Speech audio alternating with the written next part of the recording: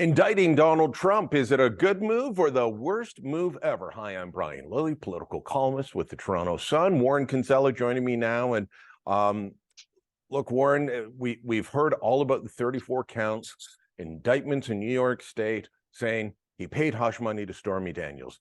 There's different ways of looking at this. There's the legal and the political. And your latest column is all about how legally this is bad. It's going to fail. But politically, this might be what the Democrats want. Why? I think he's the opponent they want. You know, Biden is 80 years old, and full disclosure, I campaigned for the guy and I like him very much. And I think he's a not bad president, but he's not a great president. And he's not popular. And he's not popular. And a lot of Democrats were worried about that. What do we do about that? Well, some of the Machiavellian types in the Democratic Party, I think, have said, I think the way we deal with it is we get Donald Trump back as our opponent, because against Ron DeSantis, we would lose. Okay, so how does indicting Trump make him the opponent? You make him into a martyr, which is exactly what's happened. I mean, you and I both know, because we both love American politics, Trump has been on the wane. His star has been fading over the past couple of years. And that's why people like Nikki Haley and Ron DeSantis have said, hey, I've got a shot at it. And I think that they did, and they do. It's just people, I knocked on doors for Biden, for example, last summer in the States. And it's just, the people I was speaking to were saying, I'm just tired. I'm exhausted by Trump. It's just drama all the time. I just want things to calm down a little bit. And I think Trump knew that. And, so one of the stories I heard yesterday was that on CNN, they were reporting that the guy who most wanted the mugshot, Brian, was Donald Trump and his team. They wanted he was selling the T-shirt right away. That's a fake mugshot. They did that up and started selling it right away, and apparently it was doing very good business for him. Yeah, and it's for fundraising and so on. And the other thing that's happened is, the Republican base, certainly the non-MAGA base, was moving away from Donald a bit. Well, now they're all united and all denouncing this Democratic prosecutor and the Democratic judge and the Democratic court system in New York State. The judge hearing the case. I mean, I sent you and some others a message on text yesterday. I said, the judge's daughter worked as digital lead for the Kamala Harris campaign when she was still running for president. She's worked for Democrats all over.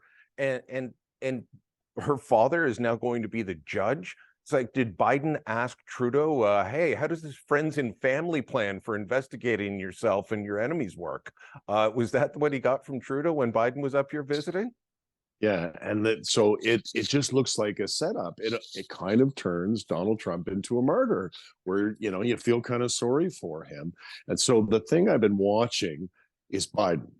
Biden has been very, very, very quiet, like Elmer Fudd used to say, like a church mouse. He's been saying nothing. He's actually refused this morning to announce when he is going to announce his reelection effort. I think he wants the focus of America to stay on Donald Trump. He wants Donald Trump in the news as much as possible, because he knows at the end of the day, this is the guy I beat last time. And guaranteed, he's not going to be the best nominee for the Republicans. Personally, I think DeSantis would have been unbeatable. Now, I'm not so sure that DeSantis gets the nomination. It was interesting watching John Bolton on CNN. And Bolton, former UN ambassador, he served in the Trump White House. He's a guy that I've known for many years, used to interview him. He's very solid conservative, but can't stand Trump now. But was on CNN saying this indictment is so badly done, it is going to fail, and it's going to make him the nominee, is my fear. Mitt Romney, also no fan of Donald Trump, spoke out against this. So there is a bit of a unifying element. I don't think that Romney or Bolton are going to be out there campaigning, but people who, as you say, were moving away from Trump, going to feel sorry for him now, going to sidle up to him and say, well, yeah, why not? Let's give him another chance. No, I absolutely agree. And, you know, I'm no fan of Donald Trump, as you know. I've campaigned against the guy, but I think he is going to walk. I think he is going to win this legal battle. The interesting question now is, after he does that, does he get the nomination, and does he lose the political battle? Because he probably is the guy who Democrats want the most. All right. Let us know what you think. What do you think is going to happen? Who do you back? Would you still back DeSantis if he was your guy, or Nikki Haley? Let us know in the comments below. Share this on social media, and don't forget to subscribe to our channel.